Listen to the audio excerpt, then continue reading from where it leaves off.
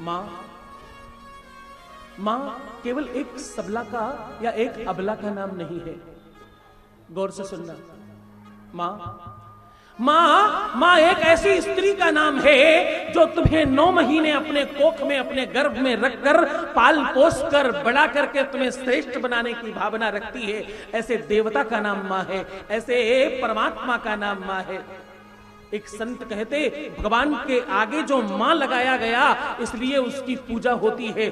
परमात्मा, भगवान में भी मां लगाया गया इसलिए उसकी पूजा होती। एक संत कहते, राम और कृष्ण यहाँ जो जन्म लेते वो किसी को मारने के लिए नहीं, केवल राक्षसों का वध करने के लिए नहीं, वो तो इसलिए जन्म लेते हैं क्योंकयहाँ माओ का आंचल है और यहाँ उनकी गोद है, उनकी ममता है और उनकी प्रीति है, इसलिए वो जन्म लेते हैं।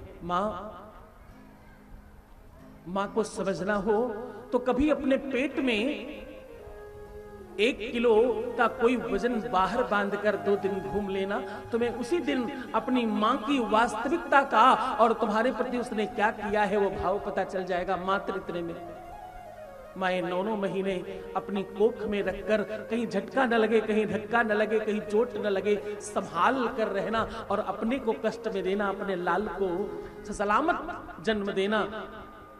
जिस सृष्टि का नाम है उसका नाम मां है। मां उसका नाम है जो सबको खिलाकर पिलाकर खुद भूखे रहकर अपना जीवन काटती ना, उसका नाम मां है। मां एक स्त्री का नाम नहीं है।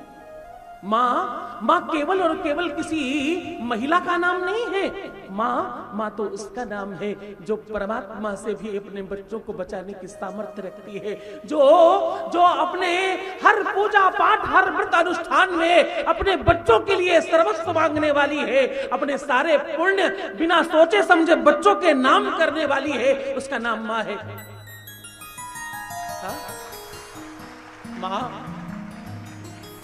मां उस देवी का नाम है जिसने जगत दिखाया। मां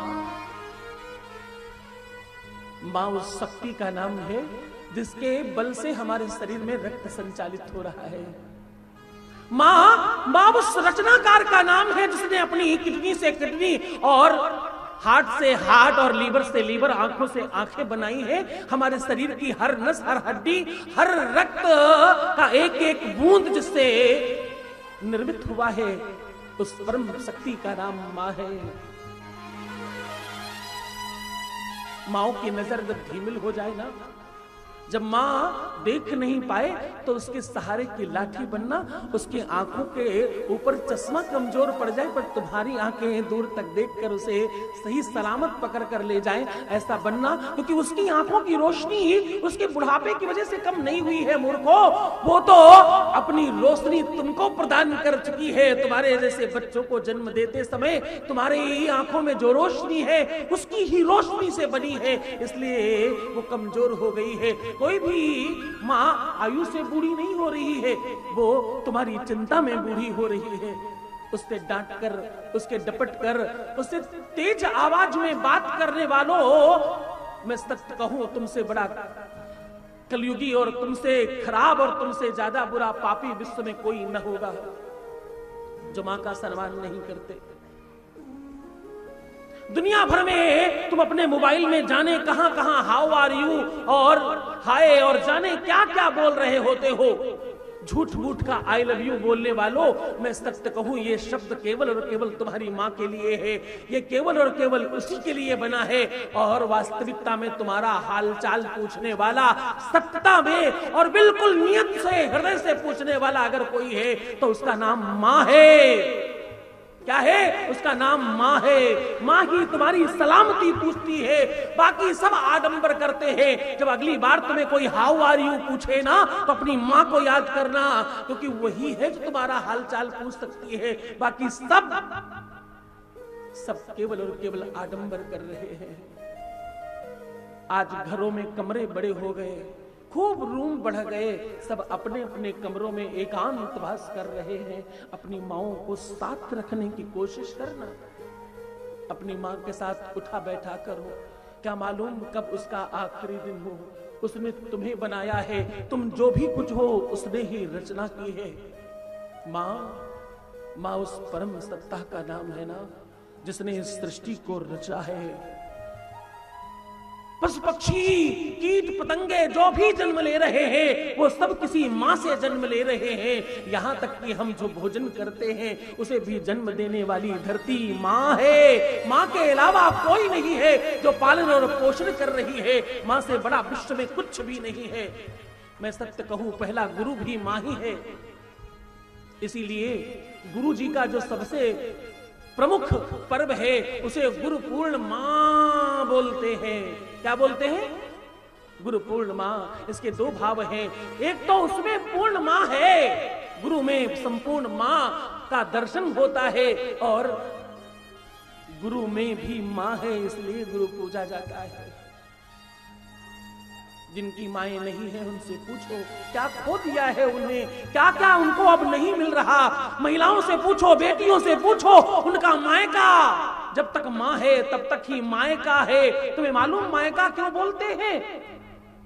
क्योंकि वो माई का है, माँ का घर है, इसलिए उसे माई का बोलते हैं। माँ जिंदा तो माई का जिंदा, माँ नहीं तो माई का नहीं।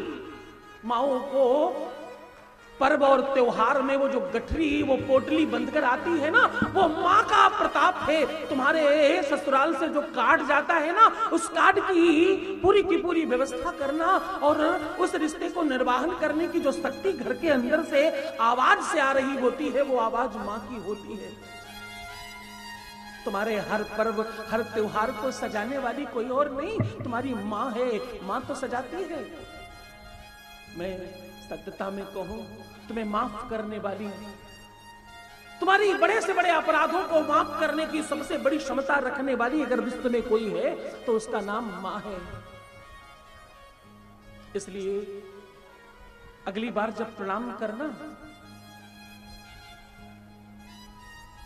तो मां को हाथों से प्रणाम नहीं करना। अगली बार जब प्रणाम करने का अवसर लगे तो मां के चरणों में शीश रखना। मेरे कहने से उनके चरणों में अपना सर रख देना। तुम्हें उस दिन जो आनंद आएगा वो विश्व में कभी तुमने पाया नहीं होगा।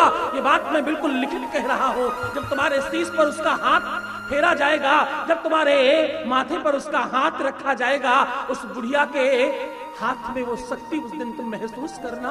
वो किसी बूढ़ी स्त्री का नाम माँ नहीं है। माँ तो तुम्हारी आत्मा के अंदर बैठे परमात्मा की भी शक्ति का नाम है।